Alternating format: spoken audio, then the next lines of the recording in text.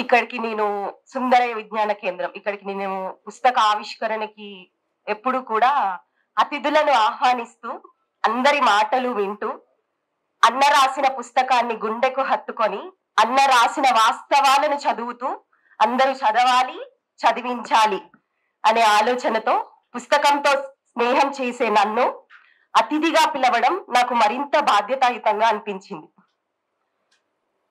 2024లో నేను చదివిన మొదటి పుస్తకంగా ఇది ఎప్పటికీ మిగిలిపోతుంది.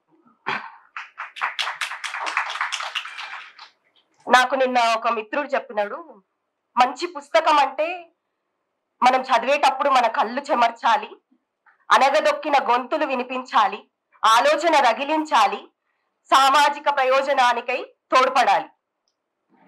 అదే కదా పుస్తకం అంటే. నెవర్ ఎండ్, వీరులకి మరణం లేదు. ఈ పుస్తకం నేను పూర్తిగా చదవడం అయిపోయింది. 14 మంది heroes, real heroes for me. అమరవీరుల చరిత్ర. అసలు మీరు రాయకుంటే ఏమైపోయేదో కదా. ప్రజా ప్రయోజనాల కోసం పోరాడినోళ్ళ చరిత్ర ఇది. స్తూపాలైన అమరవీరులు మీ అక్షరాల్లో నాకు స్పష్టంగా కనిపిస్తున్నారు. అసలైన హీరోయిజానికి ఈ పుస్తకం నిదర్శనం. అసలైన హీరోయిజానికి ఈ పుస్తకం నిదర్శనం. అధికారం కోసం కాదు కమ్యూనిజం, అందరి ప్రయోజనాల కోసమే కమ్యూనిజం. అశేష జనవాహిని హితం కోసం అసువులు బాసిన అమరులెందరో, ఈ అమరుల ఆశయ సాధన కోసం పోరాడుతున్న ఈ తరం కమ్యూనిస్టులందరికీ నా అరుణాక్షర వందనాలు.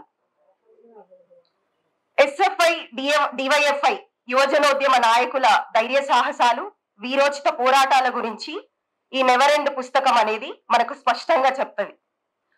పాలక వర్గం చేస్తున్న అన్యాయాలను, దోపిడీలను ఎప్పటికప్పుడు ఎండగడుతూ ప్రజాభివృద్ధికై ప్రజల పక్షాన ఉంటూ నిస్వార్థంగా పనిచేస్తూ చివరికి తమ ప్రాణాలను కూడా లెక్క చేయకుండా పోరాటమే అంతిమ లక్ష్యంగా, అణిచివేత ఎక్కడున్నా, అన్యాయం ఎక్కడున్నా, ఏదైనా ప్రశ్నించే గొంతుకలై పాలక వర్గాల గుండెల్లో తూటాలై పాట కూడా ఒక ఆయుధంగా మారిన చరిత్ర ఇది. అమరుల స్తూపాలు తెలుపెక్కకుండా ఆ నెత్తుడి ధారలను, అమరుల త్యాగాలను అక్షరాలుగా మార్చి ఎర్రటి రంగేసినట్లు అనిపించింది ఈ పుస్తకం చదువుతున్నంతసేపు. అమరులు చనిపోయిన ప్రతి చోట, ఈ 14 మంది అమరులు చనిపోయిన చోట మొక్కలు నాటిరని రాసినారు విప్లవన్న, విజయన్న. అది చదువుతున్నప్పుడు నేను రాసుకున్న ఒక పోయం నాకు గుర్తొచ్చింది. ఫ్యూచర్ ఆఫ్ సోల్స్ అని నేను ఒక చిన్న పోయం రాసుకున్నాను. దాన్ని పోయం అంటారా ఏమంటారా తెలియదు, కొన్ని మాటలు రాసుకున్నా. Me at my place planting trees until my heart becomes earth, until my heart becomes the earth that gives birth to new worlds. అంటే నేను నాటుతున్నాను, నా గుండెంతా భూమి అయ్యేంతగా నేను మొక్కల్ని నాటుతున్నాను. ఆ మొక్కలన్నీ కూడా ఏమవుతాయంటే ముందు తరాలకి మన చరిత్రను చెప్తాయి అని చెప్తున్నాను. మీ at my place planting trees until my breath becomes last that gives strength to new worlds. So మనం ఏదైనా చదువుతున్నామంటే అది మనకి ఎంతో బలాన్ని ఇస్తుంది. సో నేను అన్న రాసిన ప్రతి ఒక్క పుస్తకం నేను చదివాను. చదవడమే కాకుండా ఇతరులతో చదివించాను. So me at my place planting trees until my body becomes ashes that gives new seeds to the next generations. So ఈ పోయం ఎందుకో నాకు బాగా గుర్తొచ్చింది మొక్కలు నాటిరనగానే. మనందరి గుండెల్లో గుర్తుండిపోయేలా 14 మంది అమరవీరుల చరిత్రను, ఆశయాలను తెలుసుకోవడానికి విప్లవన్న, విజయన్న చేసిన ప్రయాణమే ఈ నెవర్ ఎండ్. అమరుల త్యాగాలను చదువుతుంటే ఆ అమరులను కన్నోళ్ల కన్నీళ్ల తడి నా గుండెను తాకినట్లయింది. ఆశయ సాధన కోసం ఎంతటి త్యాగానికైనా సిద్ధపడే యువజనోద్యమ నాయకులకు, తమ జీవితం అంతా ప్రజల కోసమే బతికిన అమరులందరికీ నా కన్నీటి నివాళులు. ఇక్కడ వచ్చిన పాఠకులకు, రచయితలకు, ప్రతి ఒక్కరికి నేను ఒకటి చెప్పాలనుకుంటున్నా.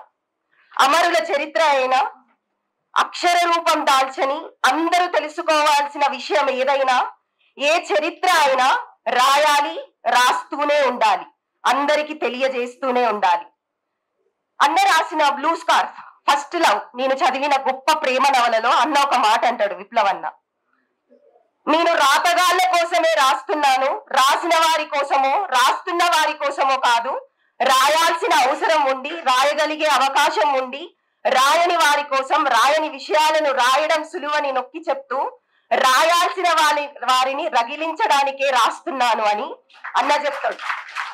సో ఆ మాటలు నాకెప్పటికీ వినిపించే, ఈ తరం రచయితలందరూ సెట్ చేసుకోవాల్సిన ఒక అద్భుతమైన కాలర్ ట్యూన్. సో మీరు రాసేటప్పుడు ఒక్కసారి మీ కళానికి ఆ కాలర్ ట్యూన్ ని సెట్ చేసుకోండి చాలు. ఈ కాలర్ ట్యూన్ వినాలంటే బ్లూ స్కార్ఫ్ ఫస్ట్ లవ్ ని చదవండి చాలు. ఇంకా మీరు రాయబోయే చరిత్ర నాలాంటి పాఠకుల గుండెల్లో డప్పు సప్పుడై వినిపిస్తది, ఇంకొంతమందికి వినిపించేలా చేస్తది, మీరే గొప్పగా రాస్తారు. ఇక్కడ నేను ఇలా చెప్పడానికి భావావేశమో లెఫ్ట్ భావజాలమో కాదు, నిజాన్ని అందరూ తెలుసుకోవాలి, చదవాలి, రాయాలి అనే ఒక పాఠకురాలి ఆలోచన మాత్రమే. ఎడమ భుజానికి గాయమైన, ఎన్ని అడ్డంకులు వచ్చినా తమ ప్రయాణం ఆపకుండా అమరుల త్యాగాలను, చరిత్రను ఇలా అక్షరీకరించిన విప్లవ్ విజయన్నలకు లాల్ నీల్ సలాంలు, వేలాది జైభీంలు. మీ ప్రయాణం ఎప్పటికీ ఇలాగే కొనసాగాలి అని కోరుకుంటూ ప్రేమతో మీ తమ్ముడు, మీ గుండుగాడు. A hero is somebody who is selfless, who is generous in spirit, who just tries to give back to the society as much as possible and help people. So ఈ 14 members నేను ఒక్క రోజులో చూసిన 14 మంది హీరోలు, నిజమైన హీరోలు. తెర వెనకాల ఉండో, తెర ముందు ఉండో నాటకం ఆడే హీరోలు కాదు వీళ్ళు. ప్రజాపక్షంలో ఉండి ప్రజలకు ఎక్కడ అన్యాయం జరిగినా దాన్ని ప్రశ్నించిన నిజమైన హీరోల చరిత్ర ఇది. నేను డిగ్రీ కాలేజ్ లో లెక్చరర్ గా పనిచేస్తున్న ప్రస్తుతం. ఒక 3 బ్యాచ్ లోకి నేను బోధన చేసిన, ఆంగ్ల బోధన చేసిన.